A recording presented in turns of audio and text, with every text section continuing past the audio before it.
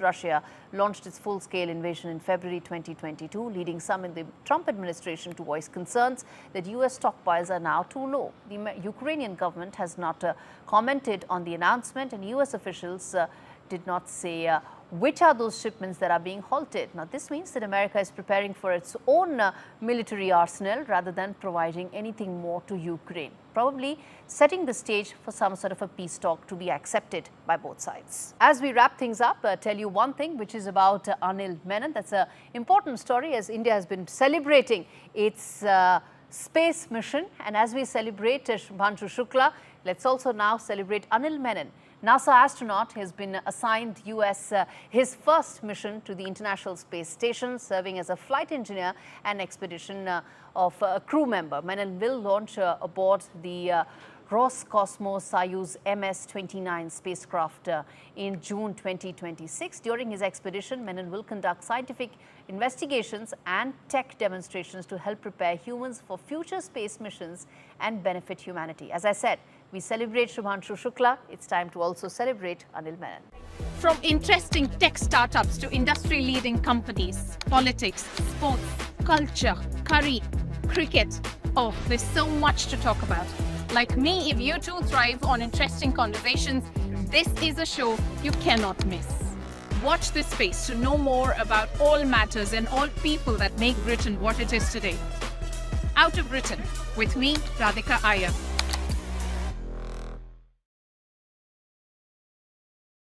In today's interconnected world, India's voice is more crucial than ever.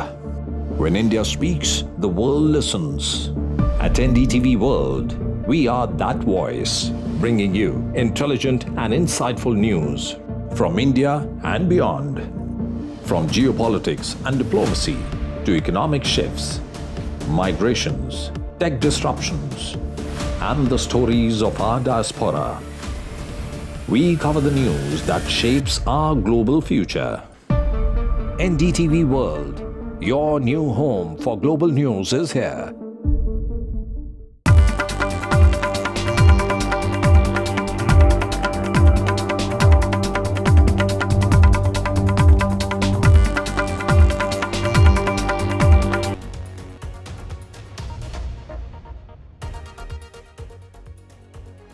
You are watching The World 24/7 on the NDTV network. I'm Parmeshwar Bava, an action-packed bulletin lined up for you. Let's begin with the headlines you need to know. Prime Minister Narendra Modi, during his first official visit to Trinidad and Tobago, addressed the Indian community in Port of Spain, where he spoke about their ancestral links to India and praised their cultural contribution. The US House of Representatives passed Republican sweeping tax and spending legislation, sending the so-called Big Beautiful Bill to US President Donald Trump's desk.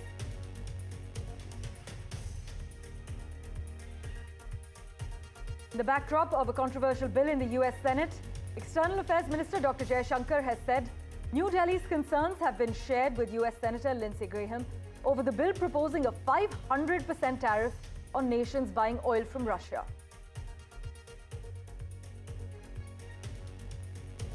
Russian President Vladimir Putin told US President Donald Trump that he won't back down from his goals in Ukraine a day after Washington said it halted some weapon shipments to Kyiv.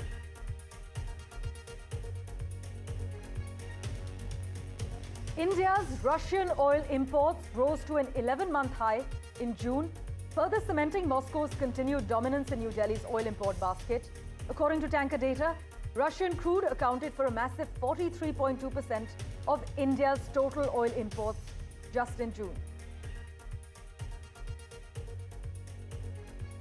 French air traffic controllers have launched a two-day strike on Thursday as Europe braces for another summer defined by air travel nightmares. Hundreds of flights are cancelled or delayed, affecting over 3 lakh passengers. And Arijit Singh, with 150 million Spotify followers, beats Taylor Swift, BTS, to become the most followed artist globally.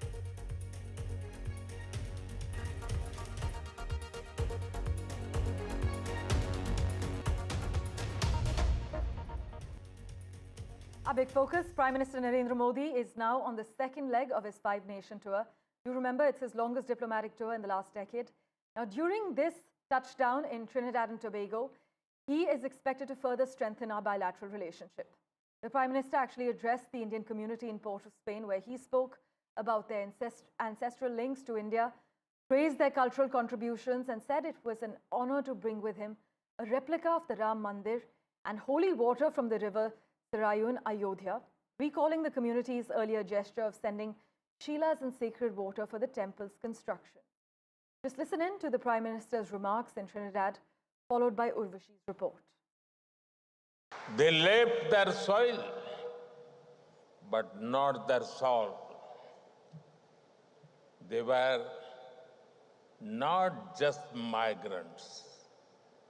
They were messengers of a timeless civilization. Their contributions have benefited this country culturally, economically, and spiritually. Well, Namaste, New Delhi TV. I'm Urvashi Tiwari Rupnarayan, and I'm coming to you from the National Cycling Center in Couva, Trinidad and Tobago. Of course, your Prime Minister Narendra Modi would have left Ghana on an official visit. He came to Trinidad and Tobago also on an official visit, and when he departs here, he'll be heading to Buenos Aires. Now, his visit here is very significant. You may ask yourselves why. Well, Trinidad and Tobago has the highest population of members of the Indian diaspora in the Caribbean and also South America. We're averaging at just over 500,000, which is half of our population are members of the Indian diaspora. Now, of course, that is significant because we have those members in various fields. They are in education, they are in the legal fraternity, they are esteemed doctors, they are lawyers, and of course, our Prime Minister, Kamla Persad-Bissessar, is the first female Prime Minister of our country, but she's also the first female Prime Minister of Indian origin. Moving on, the US House of Representatives passed Republicans' sweeping tax and spending legislation, sending the so-called Big Beautiful Bill to President Donald Trump's desk.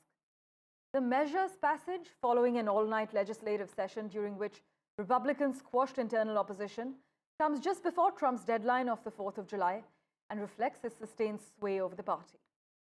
The legislation reduces social safety net programs to pay for extended tax cuts, enacting new ones, and boosting spending on immigration, as well as boosting spending on defense.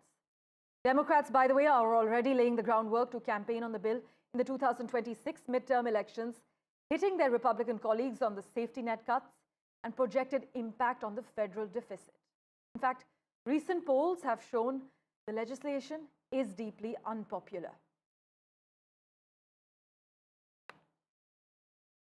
Moving on to the other crucial headline we're tracking, trade talks between India and the United States are heating up in Washington, with both sides pushing towards a potential interim agreement likely to be unveiled, hopefully in a few hours. The agreement follows months of negotiations catalyzed by US President Donald Trump's historic tariffs that were announced on the 2nd of April. But at the heart of the negotiations are tariff reductions and reciprocal market access. Indian officials have made it clear that without broader tariff cuts, particularly on high employment sectors like textiles, footwear, and leather, the ambition of doubling trade volume will remain out of reach. In fact, the advisor to the US-India Strategic Partnership Forum, Mark Linscott, has said he's confident an interim trade deal between India and the US is imminent since both sides have reached the necessary compromises. Natasha Esrani has been tracking the insider details for us. She joins us live at the moment. Natasha, how soon can we realistically expect a deal between India and the US? And are we still optimistic about a surprise on the 4th of July? Well, there was so much attention, as you covered earlier in the program, on the big, beautiful bill in US Congress, and that's going to be signed July 4th. I'm not sure that will be accompanied by the Indo-US trade deal as well. But yes, there's a good chance that the deal will be ironed out before that July 9th deadline. So somewhere between July 4th and July 9th is my guess. But there is increasingly a lot of positive noises that we're hearing from both the American side and the Indian side, but with necessary compromises, as you mentioned earlier. While India is seeking greater market access to its labor-intensive goods, the US wants more duty concessions on its agricultural products and its dairy products. And time again, we hear that's where the challenges have stayed, because India is very wary about allowing these big American farming companies to come in to compete with farmers in India who traditionally have small holdings and a lesser number of cattle. They won't be able to compete. And the Indian government is trying to protect them. In fact, historically, dairy and agriculture is kept out of trade deals, even with other countries like Australia and the UK. So that's been the sticking point. But apparently, there have been some progress on that front, and there's a chance that India might allow apples and nuts in, but still draw those red lines on products like wheat. Natasha, as always, thank you so much for breaking down the details for us. Well, what happens when the world's biggest superpower tries to rewrite what India grows, eats, and fuels its economy with? Well, behind closed doors, a mega trade deal between India and the United States is taking shape, but at the heart of it is a sharp tug of war over corn, soybean, ethanol, and dairy. This isn't just about tariffs or trade routes. It's about India's farmers, our food safety, and also our fuel independence. Let me just break down what's really going on. Let's start with corn. The US produces almost 9 times more corn than India, and almost all of it is genetically modified. India doesn't grow GM corn, and we don't allow it in except under tight quotas and only with steep tariffs. So where's the twist then? Well, nearly half of India's ethanol, the stuff that blends into your petrol, now comes from corn. The US says, let us export GM corn just for ethanol production. It won't enter your food chain, which sounds fairly clean, right? But not quite. Indian sugar mills already losing ground fear that this move could crush domestic sugarcane demand. And politically, it's a landmine, especially with Bihar, India's 3rd biggest corn producer, heading into elections. Next, let's move on to ethanol itself. The US is the world's largest ethanol exporter, and it wants India to open up fuel ethanol imports. But India says no for good reason. Fuel-grade ethanol in India is more than green energy. It's actually a strategic tool to reduce oil imports and give our farmers a market for sugarcane and grains.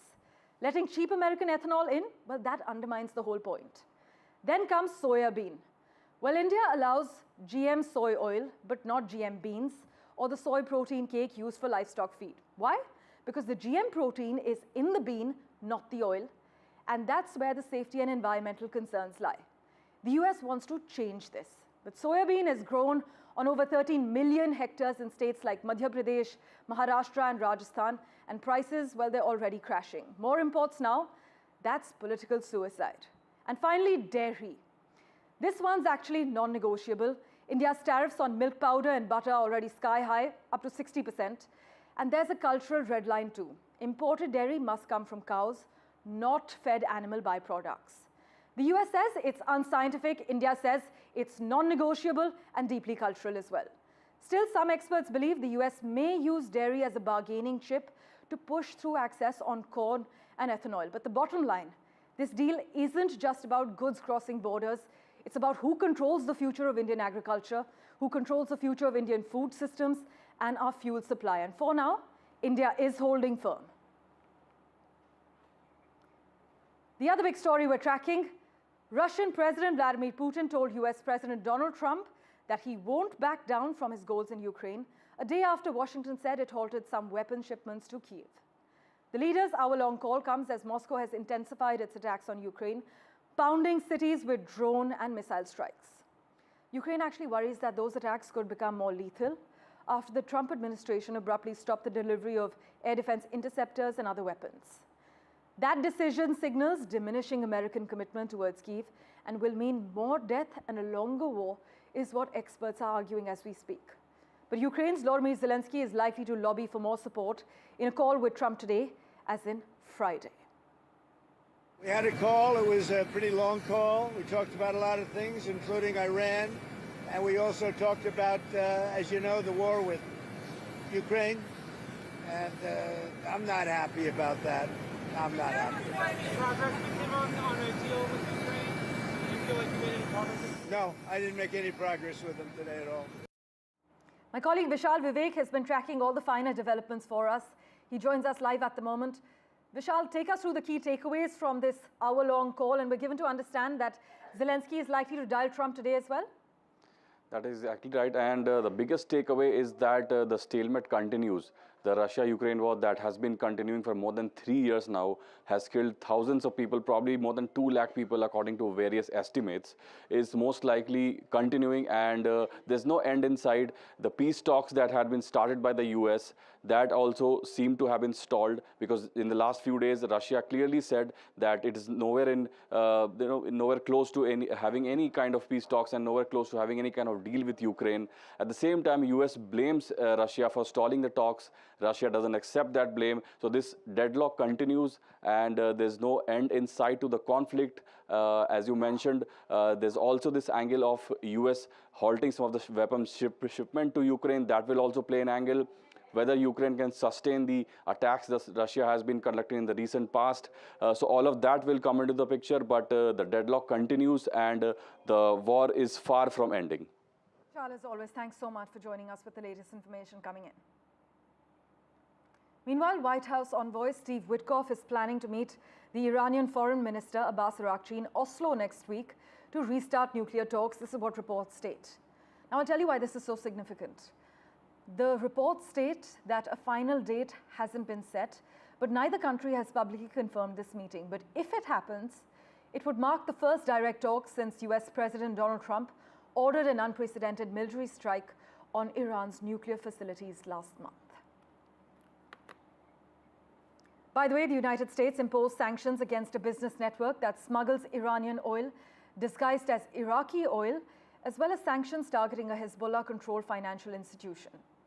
The network of companies run by Iraqi businessman Salim Ahmed Saeed has been buying and shipping billions of dollars worth of Iranian oil disguised as or blended with Iraqi oil since at least 2020. This is what the US Department has said in its latest statement. With that, let's turn our attention to our neighborhood. Foreign Affairs Advisor to Bangladesh's interim government, Mohammad Tawhid Hussain, has indicated that the country's interim government is actively pursuing the extradition of former Prime Minister Sheikh Hasina from India a year after her ousting from the country. Meanwhile, Bangladesh parties are discussing a caretaker election government. Saurabh Gupta has the insider details. Well, Bangladesh is discussing major reforms and constitutional reforms as it prepares for elections, and currently there's an interim government in place. But during elections, Bangladesh has always had the practice of having a caretaker government, something that was abolished a few years ago, and that verdict was, of course, upheld by several court orders, but that has also been challenged. Now, what's the difference between this interim government and a caretaker government? Well, for starters, this caretaker government is usually installed only for elections, and whether the interim government under Muhammad Yunus will continue for these elections, or whether there will be a caretaker government led by a non-partisan chief advisor, is something that is still up for discussion. As of now, it seems Muhammad Yunus will see Bangladesh through these elections, and then, of course, major reforms, etc., can all take place simultaneously. But there is discussion, especially on the National Consensus Commission, about whether the caretaker government practice should be brought back and whether a non-partisan caretaker government should be installed that is acceptable to all parties. There were provisions for that. Should they go back to these old provisions? This is something that's being discussed, and that's why there is a certain element of doubt of whether the elections will be held under Muhammad Yunus's interim government or whether there will be a caretaker government. That was usually the practice before it was abolished in Bangladesh. In other news, wildfires have spread across Spain, Greece and Turkey as the heat wave pushed summer temperatures past records. Take a look at these dramatic visuals playing out on your screen at the moment, coming in from Greece. Amid a deadly heat wave across Europe, wildfires are burning in countries including Spain and Turkey, along with Greece too. Hundreds of firefighters in Greece have been dispatched to battle a massive blaze exacerbated by high temperatures as well as gale force winds. Meanwhile, firefighters discovered the body of an elderly man after extinguishing a wildfire near a village in western Turkey, while crews elsewhere continue to battle another blaze that closed key highways and forced some residents to be evacuated from their homes. These are visuals coming in from Turkey on your screens at the moment as firefighting crews battle the blazes. Turkey's parliament has adopted the country's first climate law this week in a move aimed at reaching net zero emissions by the year 2053. Meanwhile, let's talk about the European travel nightmare. French air traffic controllers launched a two-day strike on Thursday as Europe braces for another summer defined by air travel nightmares. Hundreds of flights stand cancelled or delayed as we speak, affecting nearly 3 lakh passengers. Also reflecting the fragility of the continent's aviation network amid high demand and an understaffed air traffic control system. A pilot union leader actually told the media that every summer since COVID, it's been the worst summer until now. Airlines are increasingly irked. Ryanair, for example, launched a ranking of European countries that cause the most extra travel time. The US has faced similar woes, with officials capping the number of flights at the Newark airport after air traffic control shortages. Construction and tech outages caused severe disruptions at the New York City area hub earlier this year. Slipping into a quick break, back in a moment with the latest updates. Don't go anywhere.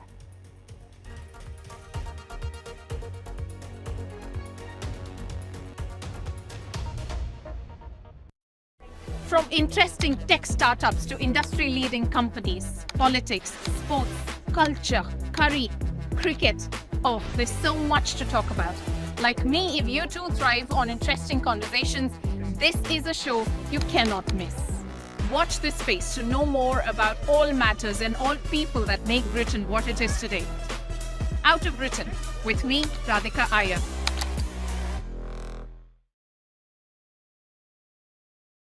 In today's interconnected world, India's voice is more crucial than ever. When India speaks, the world listens. At NDTV World, we are that voice, bringing you intelligent and insightful news from India and beyond. From geopolitics and diplomacy to economic shifts, migrations, tech disruptions, and the stories of our diaspora. We cover the news that shapes our global future. NDTV World, your new home for global news, is here.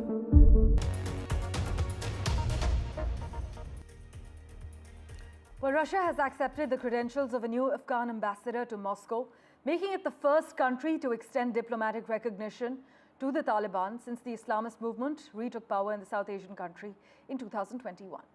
Now, this move, taken after a decision by President Vladimir Putin, will fuel productive bilateral cooperation between our countries in various fields.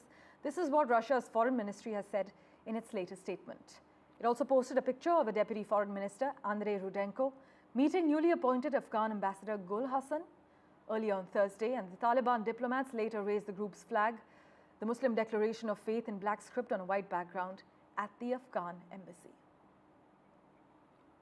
Switching tracks, NVIDIA hit a market value of $3.92 trillion.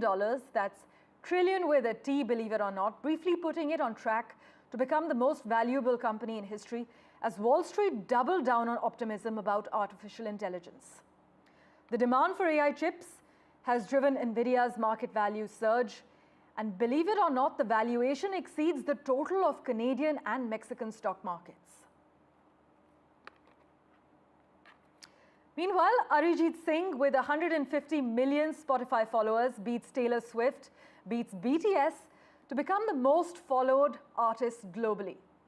Spotify has crowned legendary Indian musician Arijit Singh as the most followed artist in the world, beating global stars like Taylor Swift, Billie Eilish, also beating BTS, The Weeknd, and more. This marks the third time Arijit has topped the chart, and he's already a household name and widely regarded as one of India's greatest voices. He holds multiple hats, as you know. He holds the hat of a composer, singer, producer, and also a national award winner. He's now beaten some of the biggest Western names, including Ed Sheeran, Billie Eilish, and The Weeknd. Back in August, by the way, in 2023, he briefly surpassed Taylor Swift before slipping down. Switching tracks, Vijay Kumar is arguably one of the world's most celebrated chefs. His restaurant Sema, set in the heart of Manhattan, has won a Michelin and become the first Indian restaurant to top the New York Times 100 Best Restaurants list. Most recently, though, he won the prestigious James Beard Award. Sam Daniel caught up with him. Here's a snippet for you.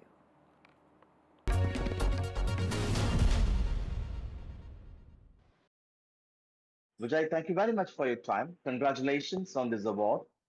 Awards, in a sense, are not new to you, but how important is this particular James Beard Award to you and for Indian cuisine?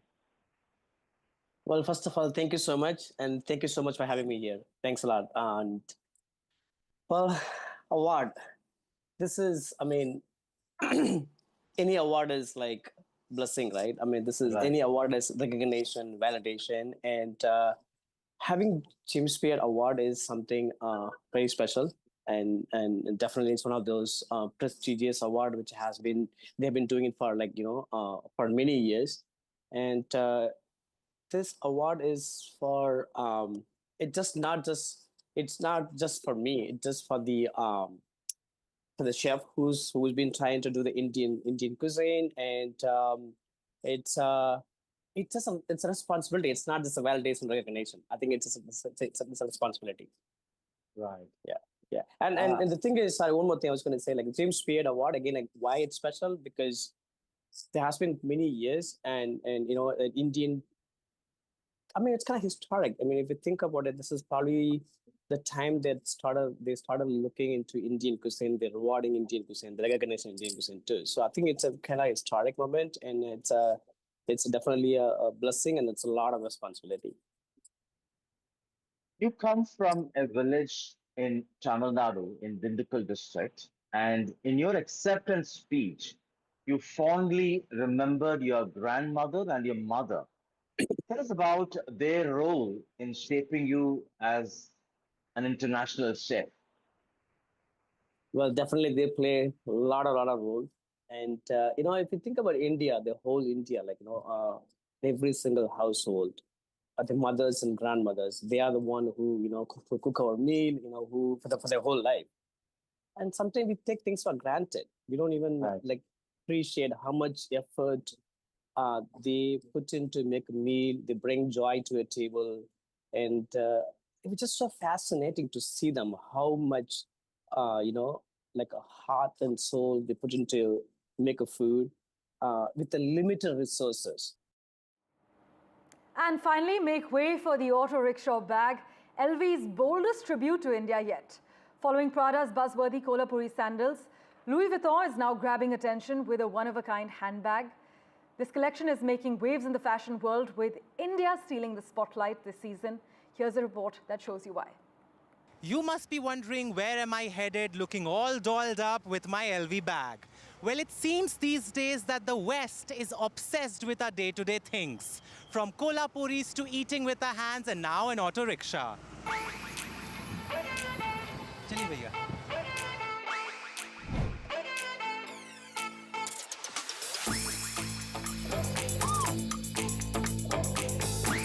At the recent Paris Men's Fashion Week, French luxury designer Louis Vuitton presented their Spring-Summer 26 collection titled Voyage to India, where creative director Pharrell Williams designed a line of India-inspired accessories, from auto rickshaw bags to snakes and ladder runway,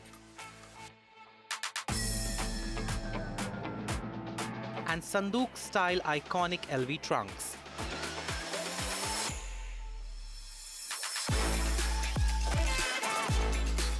The inspiration was Wes Anderson's 2007 film, The Darjeeling Limited, for which designer Marc Jacobs and Louis Vuitton designed the costumes. The models walked on a giant hand-painted snakes and ladder runway by artist Bijoy Jain of Studio Mumbai to soundtrack by A.R. Rahman.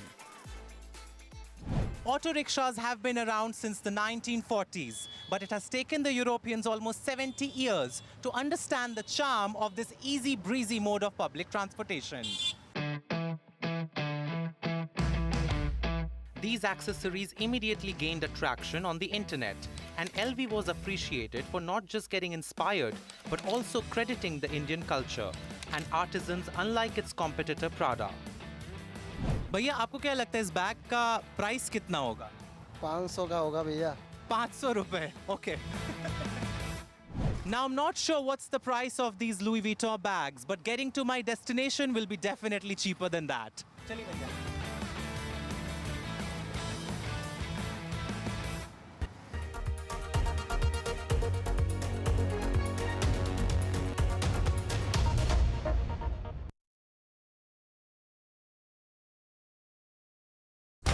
When facts are fragmented, we put the pieces together. Where power collides with truth, we are there. Behind me is that massive security arrangements that are in place. Behind fractured boundaries, we clear the fog of war. Fault lines with Gauri Dwivedi, only on NDTV World. US has halted some weapons shipments to Kiev as Russia's war against Ukraine has intensified. The decision was taken to put America's interests first, following a Department of Defense review of American military support and assistance to other countries. US has sent tens of billions of dollars in military aid to Ukraine since Russia launched its full-scale invasion in February 2022, leading some in the Trump administration to voice concerns that US stockpiles are now too low. The Ukrainian government has not commented on the announcement, and US officials did not say which are those shipments that are being halted. Now, this means that America is preparing for its own military arsenal rather than providing anything more to Ukraine, probably setting the stage for some sort of a peace talk to be accepted by both sides. As we wrap things up, tell you one thing, which is about Anil Menon. That's an important story as India has been celebrating its space mission. And as we celebrate Shubhanshu Shukla, let's also now celebrate Anil Menon. NASA astronaut has been assigned